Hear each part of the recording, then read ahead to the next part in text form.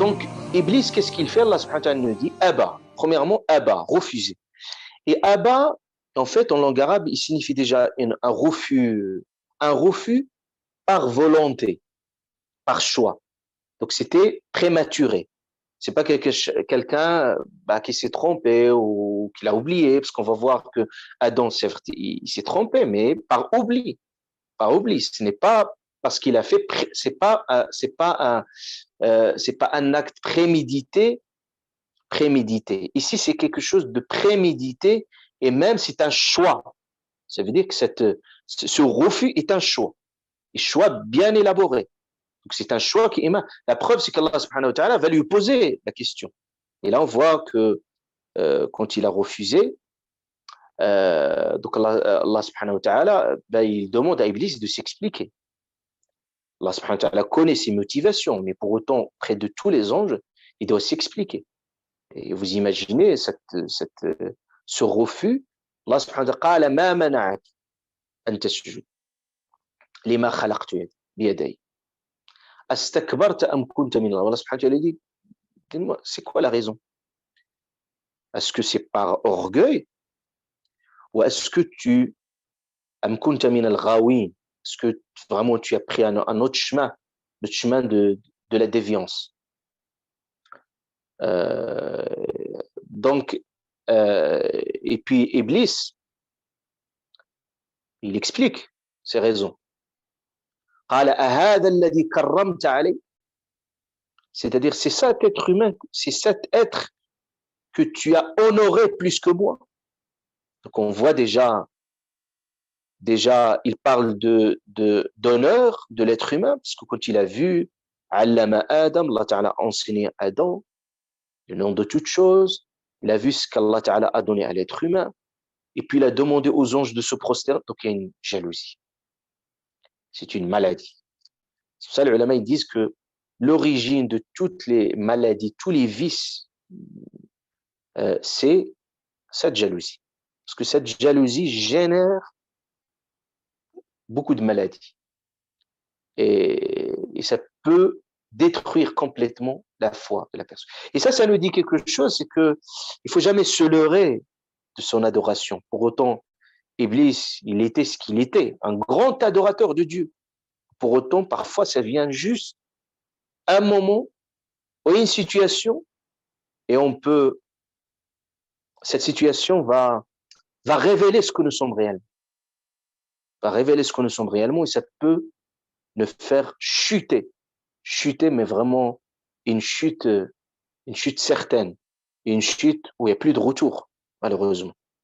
Donc, mais c'est justement ce qui est très problématique ici, c'est on peut par oubli, par négligence, par ignorance, voilà, on va voir dans le cas de Adam alayhi salam, mais le faire par orgueil et par pure jalousie, par hasad, une convoitise, là c'est problématique.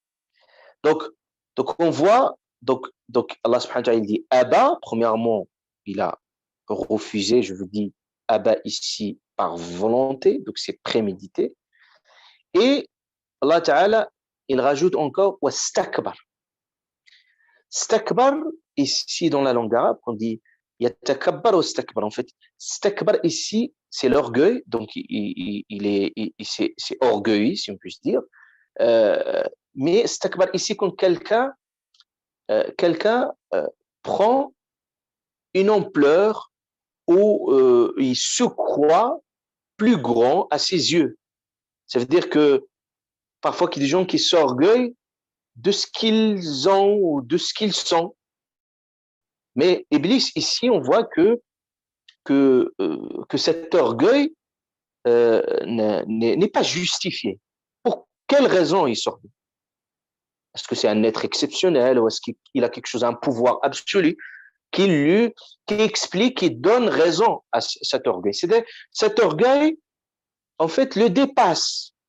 Il n'est pas au niveau de cet orgueil. Comme Allah subhanahu wa ta'ala dit, in fi sudurihim illa kibrun ma hum bibaligh. Allah subhanahu wa ta'ala, regarde cette expression, il dit, il y a un orgueil dans leur cœur, ma hum bibaligh, ils n'ont pas encore atteint. C'est comme il y a des gens aussi qui se croient quelque chose alors que dans les faits, ils sont rien. C'est ça ici, stakbar. C'est quelqu'un dont les faits, il est rien, et pour autant, il s'est pris comme une grosse tête. Donc ici, c'est pris comme quelqu'un. Donc c'est ça au stakbar. Au stakbar, il dit Allah subhanahu wa ta'ala wa kana min al-kafirin. C'est-à-dire wa kan, maintenant, il est devenu vraiment à la tête de, de ce qui va de ce qui va être l'une des maladies et l'une des sources de contestation vis-à-vis de Dieu, c'est le négationnisme. Kana min al-kafir. Donc nier Dieu, nier ses ordres, nier ses commandements.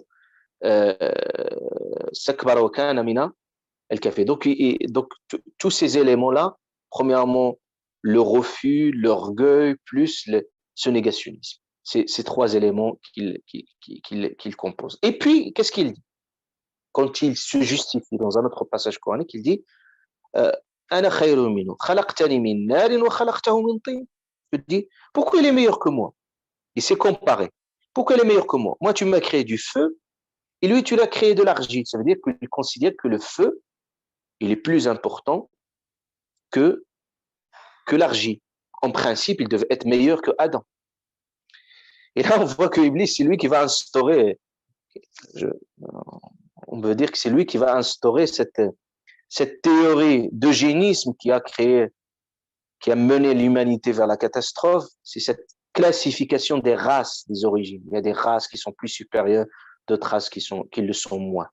Donc, c'est comme il dit, moi, c'est ma race, elle est supérieure. Et puis, Iblis, ici, de la convoitise, est aussi l'une des problématiques aussi, l'un des messages éducatifs qu'on peut retenir ici, c'est le processus de comparaison. C'est le plus grave processus qui peut amener parfois l'humain vers le pire. Quand il se compare aux autres, il se compare. Parce que dès que vous vous comparez aux autres, il faut s'attendre à une jalousie, il faut s'attendre à des frustrations qui s'expriment parfois juste, on ne comprend pas ces frustrations, mais ils sont liés au fait qu'on se compare. Et parfois, c'est-à-dire ici, comme le ulama disait ici, se compare, il fait un raisonnement par analogie, se compare, mais avec beaucoup de différences, à beaucoup de nuances.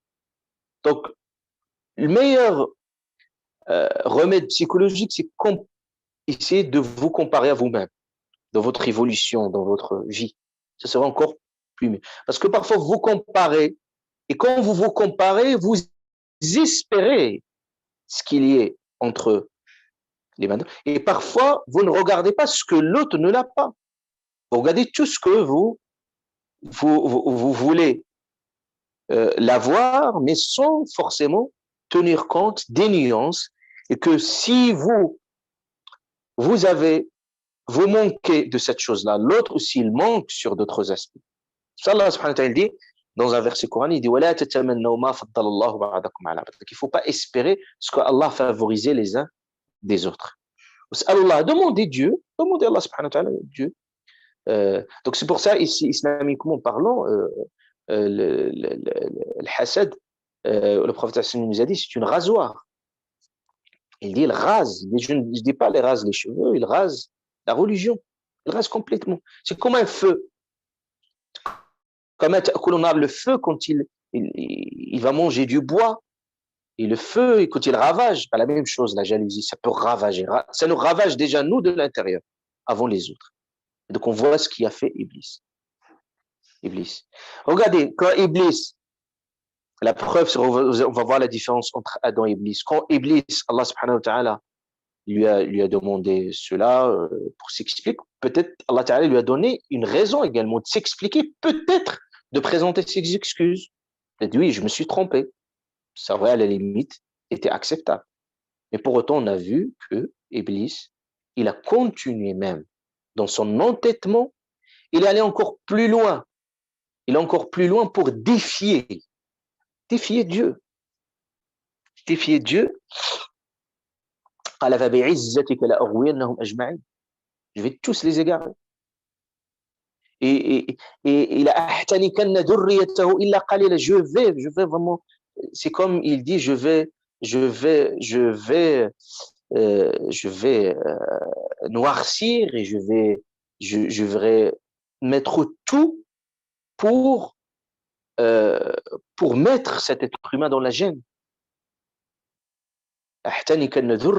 Toute sa progéniture. Donc vraiment une haine qui s'exprime de lui. Et même, je ne peux pas vous donner tous les passages, mais tous les passages du Coran, on voit qu'il y a une haine vers l'être humain, c'est-à-dire vraiment une pure vengeance. Et même il demande à Dieu de lui donner un délai jusqu'au jusqu'à la fin du temps. Donne-moi cette opportunité pour que je puisse les éradiquer, je puisse tous les égarer. Et puis Allah subhanahu wa ta'ala lui donne ce qu'il souhaite. Il souhaite dans, dans la perspective, dans la perspective où Allah subhanahu wa ta'ala a voulu qu'il y aurait ce combat entre le bien et le mal. Il fallait quelqu'un qui s'empare de ce sujet. Et c'est ça, ça va être l'épreuve de l'être humain sur ça.